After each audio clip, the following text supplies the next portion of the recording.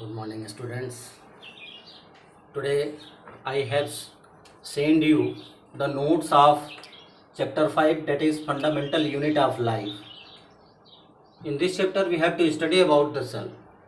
Students, first of all, one thing I want to share. Many students have called me, sir, how we have to prepare the notes. First of all, I want to say to all of you that up to class 8 some keywords has given in the last of your chapter, and you have mentioned the definition of keywords, but from class 9th you have not do such type of things.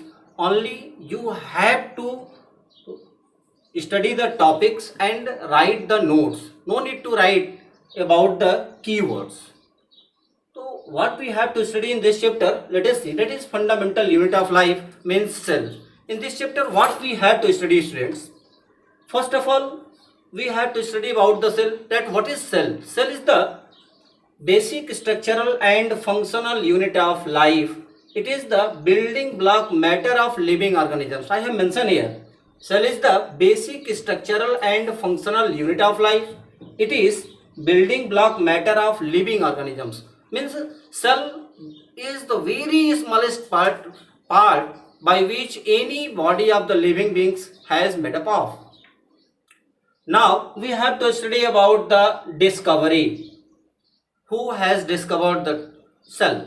The very first time in 1665 there was a scientist. His name was Robert Hooke. I have mentioned here, his name was Robert Hooke. In 1665 Robert Hooke discovered the cell by his self-made microscope. The reason was that at that time there was no microscope.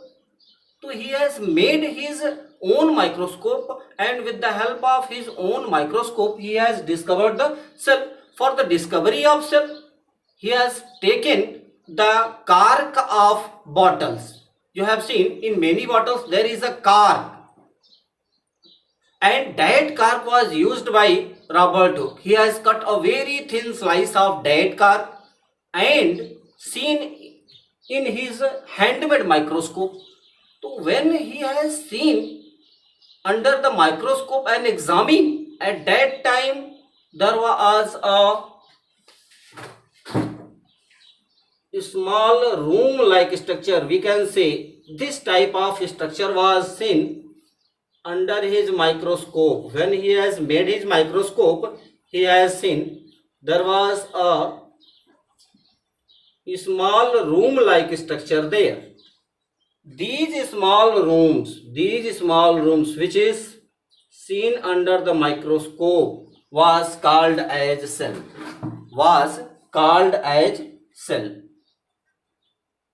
This word cell was come from Latin word. It was a Latin word. Cell was the Latin word, and it means a little room, a compartment. After then there was many things come into the existence. In 1673 there was another scientist. In 1673 there was another scientist. His name was Antoine von Leeuwenhoek. He has observed the living cells. In 1665 Robert Hooke discovered the cell in cork of tree. But first time in 1673, I have mentioned here 1673, there was another scientist, and his name was Antoine von Leeuwenhoek. He has observed the living beings in the pond water. After then there was the discovery of nucleus in 1831 by a scientist, that is Robert Brown. It has given in your book, you can see. 1831 there was the discovery of nucleus.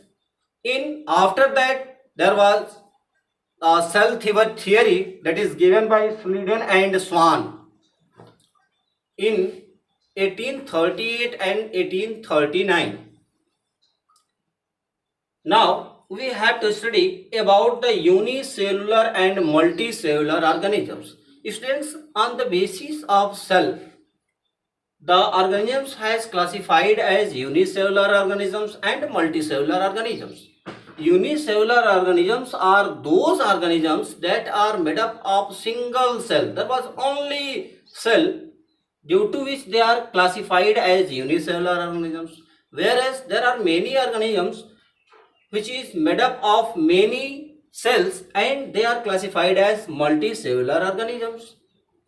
So on the basis of cell, it has classified as unicellular and multicellular. If a cell is made up of one cell, then it is called as unicellular. When the cell is made up of more than one cell, many cells, then it is known as multicellular organisms. Now we come to the topic about shape and size of cell. Okay, what is the shape and size of cells? What is the structure of cells? In structure, we have to study that there is the plasma membrane, or this plasma membrane is also known as the cell membrane. In case of plants, there is the cell wall also, but this cell wall is not present in the animal cell. There is nucleus and cytoplasm. One by one we will discuss about all these things. First of all, I want to say to all of you to download the NCERT book through the particular site. If you have know your book, then download it first time. After then all these things will be very clear and very easily you will know about all these things. Today we will see about the structure of cell, that how Robert Hooke has discovered the cell and what was the structure of cell when he examined under the microscope. For the structure, in your book there is an activity that is given in your book, activity 5.1, in which there was a onion bulb and that onion bulb has taken to see the structure of cell. Then how can we perform the activity? We have to see also. For this we will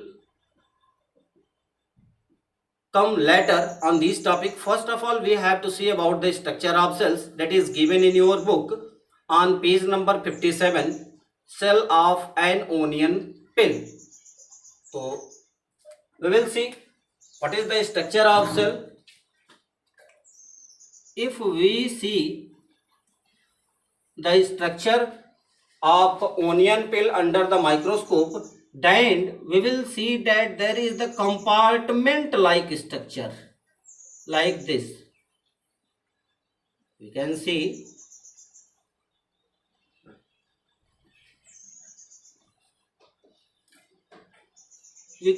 here,